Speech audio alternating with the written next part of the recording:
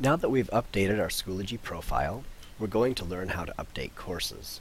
I want to go to the Courses menu at the top of the screen and click that.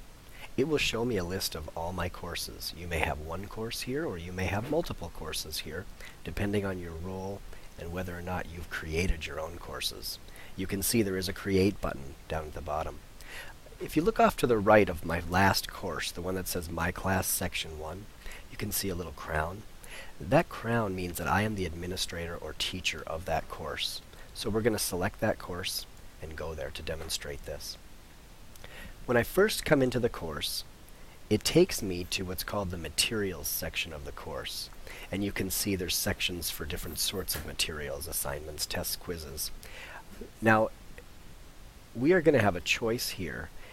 We can make our course start right on this page or on the next page I'm going to show you. And so I'll show you that updates page, which is right underneath that, and then show you how to change it so that someone coming into your course can be taken to that page first instead of this one. Let's click on Updates. And so the Updates page, you have a text box at the top, and that text box is for you to type information in maybe a weekly update. One of the requirements in our school district is to post regular, relevant updates. So we'll do that as an example. Here you can see I can type in this text box. So let's say this is update for a week of September 9th. And then I would list all the information right here. And so I could type a bunch of stuff. Notice that underneath that I could also add a file if I wanted. Maybe there's some sort of a project that we want students to have like a rubric for, or the checklist of what they need to do. You could post a link to some kind of a resource. There's a More button where you can even add like a poll or some other resource for your class.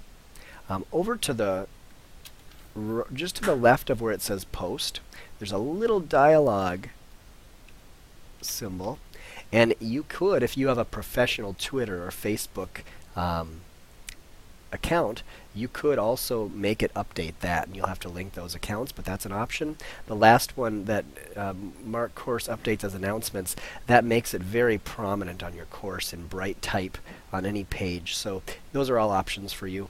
And so you'd post that update regularly. And there you go. You can see that these show up with the most recent one on top. And so later on in the year, you could decide if you want to start deleting the earlier ones or if you just want to leave them there.